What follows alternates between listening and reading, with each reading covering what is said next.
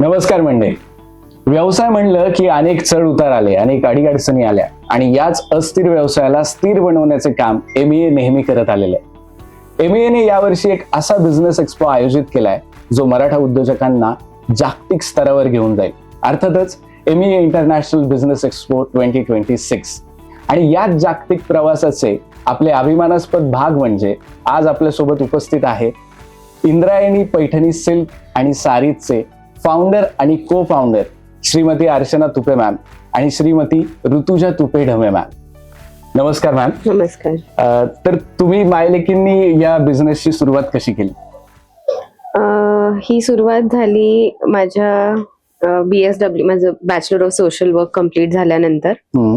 आणि as a social worker मला विवर्सला help करायची होती, तर आम्ही पैठणीज कस्टमाइज करायला लागलो. मी माझ्या लग्नातली पैठणी कस्टमाइज केली होती. त्याच्यानंतर मला ही आयडिया आली की आता आपण विवर्सला हेल्प करायला हवी आहे, म्हणून मग मी विचार केला की आपण एक स्टोर ओपन करावं. जे मी माझं बेबी 8 मंथचं होतं त्यावेळेस मी हे सगळं स्टार्ट केलं की आय हॅव टू स्टार्ट, म्हणजे मला हे स्टोअर स्टार्ट करायचंय. तर आम्ही साऊथला जाऊन कांजीवरम ते पण आम्ही विवर्स कडनं घेतो डिरेक्टली. बनारसी साडीज आणि पैठणीज आम्ही स्वतः कस्टमाइज करतो as per the clients needs आणि रिक्वायरमेंट्स, कलर्स, डिझाईन सगळं कस्टमाइज करून देतो, which helps the viewers. Middleman are not there, म्हणजे जे मधले व्यापारी असतात त्यांच्याकडनं आम्ही घेत नाही, आम्ही डायरेक्टली व्ह्युअर्स कडनं घेतो. तर असा हा प्रवास सुरू झाला. साधारण किती वर्ष झाले या बिझनेसला? 2 years झाले. ओके. आणि आता तुम्ही गेल्या 2 वर्षापासून तुम्ही या बिझनेस मध्ये आहात, तर तुम्ही तुमची पर्सनल लाईफ आणि बिझनेस लाईफचा समतोल कसा साधता? बिझनेस लाईफ म्हटलं तर ती खूप सुरळीत चालू आहे, कारण माझ्या सासूबाई खूप सपोर्टिव्ह आहेत.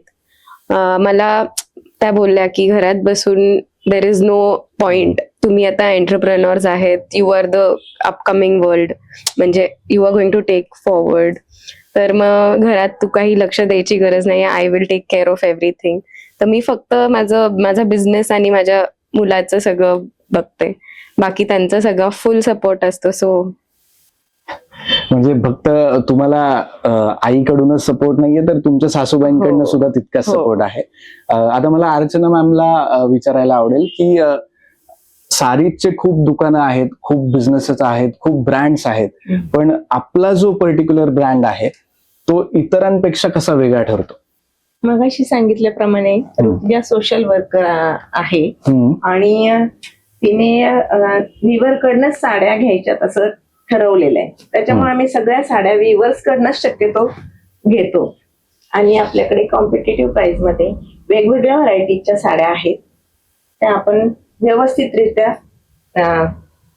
सेल करू शकतो. आणि मला अजून एक गोष्ट सांगायची आहे की हे जे रेशम जे आपण यूज करतो साडीसाठी, तर जे रेशम पुरवतात फ्रॉम बँगलोर, जे सगळं रेशम येतं, दे आर माय म्हणजे माझ्या वडिलांचे ते मित्र आहेत.